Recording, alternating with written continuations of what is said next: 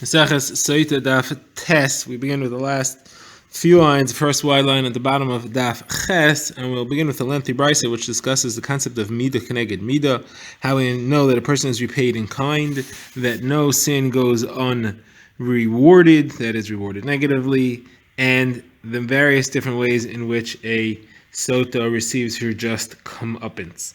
Towards the second half of the Daf, we'll get to a Mishnah which discusses more in detail the concept of Mida Keneged Mida as it applied to other people. So let's begin. The Brisa says, Rabbi says, how do you know that in the way that a person sinned, that is the way he is repaid, measure for measure? Because it says in the pasuk in Yeshayahu, B'sasa b'shalcha tirivena, B'sasa, which we understood to mean a saw or a large saw, meaning a measure, in the saw in which a person sinned, in which he was sent, that is how he will be fought against, meaning that's how it will be repaid. Says the Gemara, this only refers to a saw, which is a large measure. That means to say that if he did a major avera, he receives a payment for that. How do you know that if he did something smaller, like a tarkav, which is half a saw, or half a tarkav, or a kav, or half a kav, we're cutting the sizes here in halves, one at a time, or a quarter of a kav, or a half of a quarter of a kav, or a tuman, or an uchla, which are other small sizes that are also halves of the size before. How do you know in all these smaller and smaller sizes that he gets a payment for them also? So that's another pasuk in Yeshayahu which says, Kichol sa'oin sa'ein birash. Sa'oin sa'ein here is meaning a small saw, a very tiny piece of a saw. In the Rash, in the commotion, it's being repaid for that. Now, says the Gemara further, I know that every single pruta, meaning every single small tiny bit, is put together, is counted up together until it combines to a big accounting, meaning to say that no sin goes unpunished no matter how small it is collected until you have a size which is worthy of being repaid in kind. How do you know they do that? That's because it says achas la'achas limtzoi cheshbon, you combine one to another in order to complete the accounting. Says the Gemara, says the Brisa, and that's what you find by Sotah, that in the measure that she did wrong, that is the measure that is repaid to her. And now we're going to go through the steps one at a time and show how each one is a Mida Keneged Mida. So she stood at the door of her house in order to attract strangers to see him. Therefore, the Kohen stands her at the door of the Azara at Shar Nicanor and shows her disgrace to everybody. She spread a beautiful cloth over her head as her head covering. Therefore, the Kohen removes her head covering altogether and puts it beneath her feet. She adorned her face with makeup. Therefore, as part of her punishment, it begins with her face turning green. She put makeup on her eyes. Therefore, her eyes bulge out. She braided her hair. Therefore, the Kohen undoes her hair. She made motions with her fingers. Therefore, her fingernails fall off. She wrapped a belt around herself. That's a symbol of beauty. Therefore, the Kohen ties a Egyptian rope around her and ties it above her chest. She opened her thighs. Therefore, her thighs fall off. She accepted him on her stomach. Therefore, her stomach becomes bloated. She fed him beautiful, delicious foods as part of her seduction. Therefore, her carbon that she brings is animal food.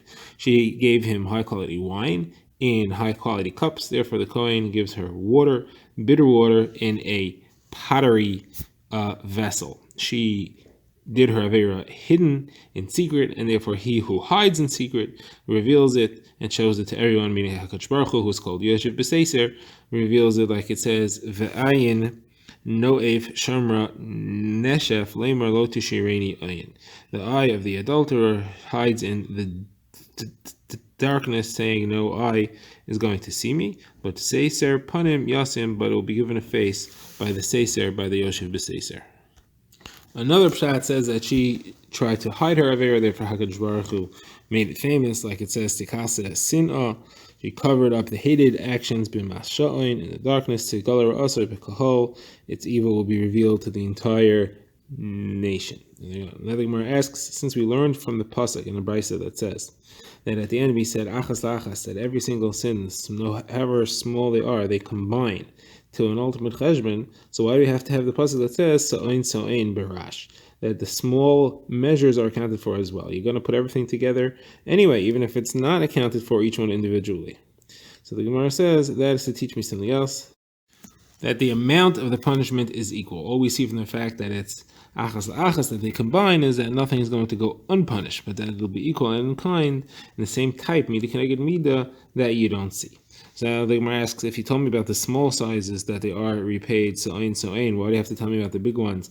Sa'asa, b'shilcha terivena. What's that for? So Gemara says that's for a different thing. That's for what Rav Chanina bar Papa says. Because Rav Chanina bar Papa said that HaKadosh Baruch Hu only repays a nation for its sins at the time when the nation is being destroyed.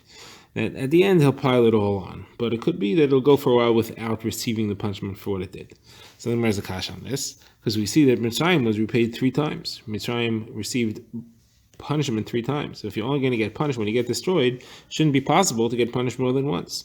So I quote Rava, who says that there are 3 cups that are mentioned in Mitzrayim. That is the dream of the Sar Mashkin. Mentions 3 cups. What are they? One is the cup of punishment, as it were, that it got in the days of Moshe Rabbeinu by Etzias Mitzrayim of Klal Yisrael. One that they got in the days of Paro Necho in Sefer Melachim, and the other that they're going to get in the future together with the other nations of the world. So you see that it received a punishment more than once. It means it was punished before its ultimate destruction. So it says, well, no, maybe you'll tell me these 3 Mitzrayims are 3 different nations who lived in Mitzrayim, but they're not the same nation. Each nation was destroyed separately, and then there's another nation there in its place. And so that's not true, because I'll show you that the Mitzrayim who lived in Mitzrayim in the days of the Tanaim were of the same nation as the ones who were there in the days of Moshe Rabbeinu. Where do you see that? Because the one who were there in the days of Moshe Rabbeinu were the only ones that were forbidden to marry into Klal Yisrael until the 3rd generation. We have a brisa that says Rabbi Yehuda had a friend named Minyamin, who was a Egyptian convert, and he was one of Rabbi Akiva's Talmidim, and he was a Dor Rishon from a Mitzri. He's married. He said he's going to marry a Mitzri woman who's also Dor Rishon. That way, his children, his wife is a Dor Rishon, but his child will be a Dor Sheni. He's going to make sure that his child marries a Dor Sheni and not a Dor Rishon. That way, the child's child will be a Dor Shlishi, and then they will be able to marry into Klal Yisrael. So you see, Mitzrayim were around still in their days. So obviously the original Mitzri nation was not fully destroyed. So Mercer says, no, so Rav Chanina bar Papa actually said something else. It wasn't talking about a nation being destroyed, it was talking about a king. HaKadosh Baruch Hu doesn't repay from a king until the time that he sends him out of his kingship. Like it says, B'saso, B'shalchot Rivena, and now it's referring to a king. Says the Gemara, Amimar learned this statement of Rav Chanina bar Papa is going on something else. It's on a pasuk in Malachi that says, Ki ani Hashem lo shonisi, va'atem b'nei Yaakov lo chilisim. So the Gemara has a drasha, shonisi, as in shonisi, meaning to do something a second time. I, Hashem, the pasuk says, according to this drasha, do not punish a nation twice. That's like Rav Chanina was saying. I only punish once, not twice. But you, Klal Yisrael, you're never going to be destroyed fully. You're always going to be around. Where do you see that? Like it says in a different pasuk in Devarim, it says chitzai achale bum, which simple pshat means my arrows will destroy them, but it says that if you read it carefully, it's saying chitzai achale, my arrows will be destroyed. Bum by them, meaning they won't be destroyed. The arrows will be destroyed, and they will continue to survive. Always referring to Klal Yisrael. Says Gemara further. Says Rav Hamnuna, the HaKadosh Baruch Hu does not collect from a person until his measure of pleasure in this world is filled. Like it says, Bimalos sefeko yetzer loy. Once his measure is filled, that is when he'll start having troubles. Says Rav Chanina bar Papa, what is the meaning of Raninu tzadikim b'Hashem leishorim no'ava sehila? The tzadikim should sing to Hashem, for in Hashem it is beautiful, their praise. It shouldn't be read as na'ava as in beautiful, but nevei as in a palace, to show that the palace of the tzaddikim is beautiful for them. What's it referring to? It's referring to the Mishkan built by Moshe Rabbeinu and the Beis Hamikdash built by David HaMelech, which were never fully destroyed. Where do you see that? So, by David it says, Tavu ba'aretz she'ara, the gates sunk into the ground, meaning that they weren't destroyed, they're just hidden under the ground. And by Moshe it says, when the Beis Hamikdash was built, the Ohel Moed was nignaz, it was hidden underground. It's krashav, its beams, its hooks, its walls, the bolts, the pillars, and the sockets were all hidden. Where was it hidden? Rav Chisda says the name of Avimi was hidden in the tunnels underneath the Heichel. Okay, another brisa. Says the brisa, going back to Sotah. The Sotah, placed her eyes on something which she was not for her, was not befitting for her to be desiring, and therefore she did not get what she wanted, and she lost what she had. Where do you see that? Because the Bryce continues, anyone who does something like that, who places their eyes and desires something which is not fitting for them, not only will they not get what they want, but they're going to lose what they have, because she lost her husband, she became Asur L'Baila, and she also didn't get the person that she was desiring after, because she's Asur L'Boel. Now, says the Bryce further, you find the same thing by the snake. The original snake in Gan Eden, who desired Chava, he placed his eyes on that which is not his. He wanted Chava, and he wanted that she should give from the fruit to Adam to eat, and then he would take her. And instead, he didn't get her, but instead he lost what he had, and he received the many punishments that he got. Where do you see that? Because HaKadosh Baruch Hu said that he was supposed to be king over all the animals. He was the wisest of all. And now he becomes the one who's most cursed of all the animals of the forest and all the animals of the field, all the animals of the house. I said that he could walk standing upright. The snake was originally meant to walk standing upright like a human. Now he's going to slither along on his stomach without even walking on legs. I said he's going to eat the food that people eat. Now he's going to just eat dirt and the dust, or that everything will taste to him like dirt and dust. I said he said he's going to kill a person. He's going to kill Adam. He's going to marry Chava. Instead, he's going to have no relationship with Chava. Women and snakes don't get along. And certainly her children, snakes and mankind, don't get along at all. Now, says the Mishnah, says the Brisa, you find a very similar concept by 10 people who wanted something, didn't get what they wanted, and lost what they had. You find it by Cain, Korach, Bilam, Doeg, Achitophel, Gehazi, Avshalom, Adoniyahu, Uziyahu, and Haman. Now, we're not going to go through the specifics of each one, but the Rishonim go through how it fits to have this description for each of them. It says the Gemara. Let's refer back to the Mishnah. The Mishnah had said that her Aveira begins with the thigh. So the Gemara asks, where do you see that the Aveira begins with the thigh and the punishment begins with the thigh? In fact, it's a contradiction where the punishment begins. You look at the Pesukim. One says,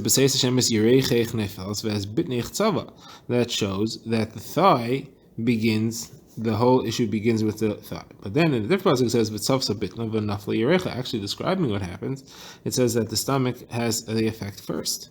So which one actually goes first? So Abai says when he tells her, when the Kohen tells the Sotah the curse, he tells her first about the Yerach, because that's where the sin begins, and that's where the original effect is. However, the water comes into her from the top to the bottom. It flows downward through her mouth, and therefore as it goes along, it makes trouble as it goes, and therefore it's going to first have an effect on the stomach, and only afterwards on the thigh. Now, the Gemara points out there's another pasuk that says, Latzbo is beten v'lam pil yarech. That's even in the cursing, it says it's going to first affect the stomach, and then it mentions the thigh. So that's not a problem. That's where the Kohen is not cursing her, but he's making her known that the initial effect it's going to have is going to be on the stomach and not on the thigh. Because people shouldn't be mitzi laz. They shouldn't speak evil of the water, the special holy water, by saying that it didn't perform the action it was meant to. So he's telling her this is the action, this is the order in which things are going to happen. Now we begin the next Mishnah, which is a lengthy Mishnah discussing the concept of Midah K'neged Midah, both for good and for bad, as we find other places in the Tanakh. So first it discusses Shimshon, who followed his eyes, and therefore the pollution poked out his eyes. He followed his eyes in the sense that he desired the good-looking women of the Pelishtim. Next is Avshalom. But on him we have a few things. First of all, he was very proud of his hair. Therefore, his demise came about through his hair. He was riding his horse, and his hair got tangled in a tree, and he was pulled off his horse. And then he was surrounded by 10 men who stabbed him with spears, and that is because he was together with 10 pilagshim, 10 of the concubines of his father, and as a payment for that, he had the 10 spears that were stuck into him. And those were all the soldiers of Yoav who performed that. Next is that Avshalom stole 3 hearts. He stole the heart of his father, the heart of Bezin, the heart of Klal Yisrael. That's referring to an incident in which he got a letter from his father saying that he had the right to use any 2 people in his service, and he used 200 people by telling them each that they were the 2, and therefore he stole the heart of his father by doing that, stole the heart of the Bezin by using the Dayanim for his purpose, and then by having those 200 chashiv people working for him, he was able to fool Klal Yisrael. Because of these 3 thefts that he did of hearts, he had 3 spears that were stuck into him by Yoav himself, besides from his men. Now, as the pasuk says, now, the same thing applies to good. Miriam waited an hour for Moshe when Moshe was in the basket in the river, as it says, his sister stood from a distance to watch, and therefore Klal Yisrael waited for her for 7 days when she had saras, like it says, Miriam. Now, you find the same thing by Kfura, by the burial. Yosef was the greatest of his brothers in Mitzrayim, because he was the king, and he buried his father. And therefore Yosef himself was buried by Moshe, who was the greatest of Klal Yisrael at that time. Moshe was the greatest, and he buried Yosef. Therefore Moshe was zocha to burial by the greatest that exists, and that of course is HaKadosh Baruch Hu, who buried Moshe himself. Like it says, V'yikbar Oso B'gai.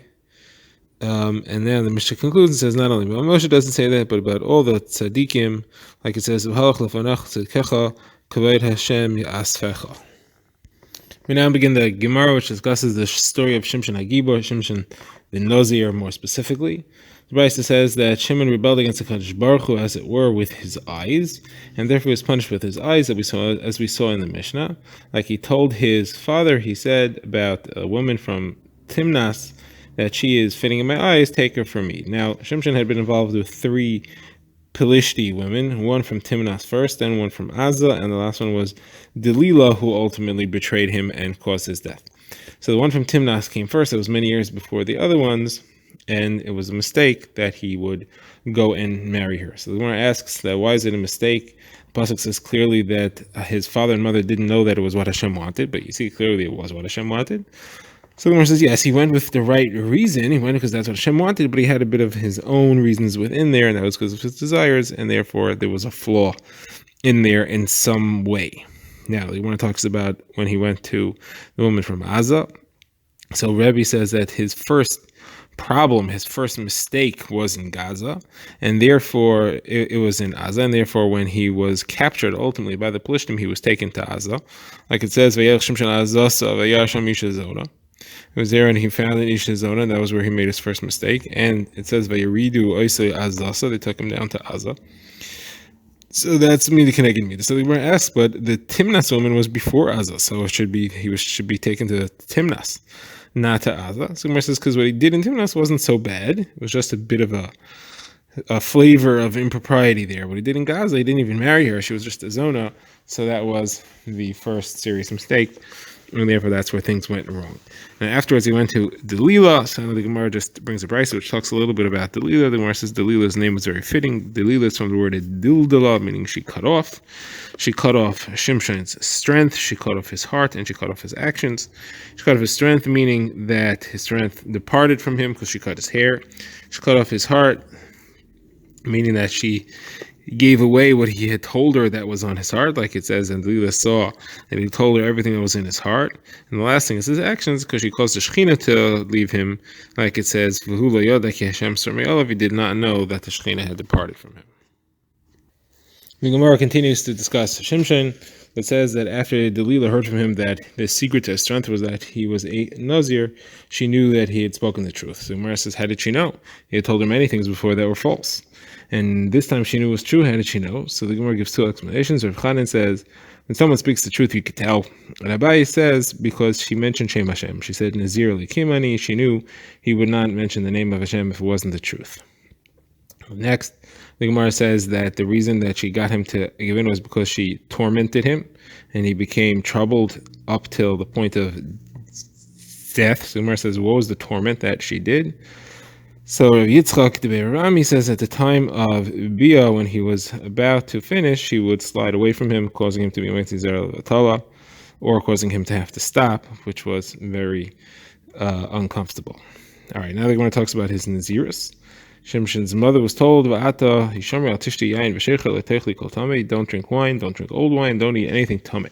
So Gemara asks, why would she eat something tummy and not let eat something tummy? Tummy means something that's also to eat. Gemara says, no. Again, Rav Yitzchak, the Bei Rav Ami says it means something that's tummy for a Nazir, something that a Nazir is not allowed to eat. More about Shimshon, it says that after he killed 1,000 Pelishtim with the jawbone of a donkey, he became very thirsty and he was about to die of thirst, and Hashem made a nace and water came out of the jawbone. So why was he saved in that weird way? So again, Chutz of Yitzchak, the Be'er of Yami, who says because he wanted something that was usher, he got his life depending on something which was usher, the jawbone of the donkey. Now, as far as Shimshon's first nevuah, so it says that he got nevuah, Vatachal Ruach, in the Machane done between Tzara and Eshtaol. So the Gemara says why it was there to fulfill the nevuah of Yaakov Avinu, who said he done Nachash Ali Zerech. Done will be a snake on the road. Shimshon was like a snake because he would blend into the surroundings. He would pretend to be a traitor to Klal Yisrael so that he could attack the Pelishtim from within. Okay, next it says Lefamai b'machane done. Lefamai, Rav Yitzchak, the Be'er of Yami says, means like Pa'amon, the bell, to show that the Shechina, as it were, rang before him like a bell. Wherever he went, people could tell he was coming. Like it says about the Kohen Gadol, Pamon V'rimon, the Kohen, you knew where he was coming because the bell on his hem would ring. Now, why does it say between Tsar and Eshtaol? The significance of that is that they're two big mountains, but Shimshon was able to pull them out of the ground and grind them together. Now, in his beginning, it said, "Hu yachal Hashias Yisrael." The Malach told Shimshon's mother that Shimshon would start saving Klal Yisrael. So the Gemara explains that Rav Chama, son of Rav Chanina, said that the Shavua that Avimelech, the ancestor of the Pelishtim, had sworn not to attack Klal Yisrael, was voided because the Pelishtim were attacking, and therefore Avram's Shavua not to attack the Pelishtim's grandchildren was voided as well, and that's why war was on.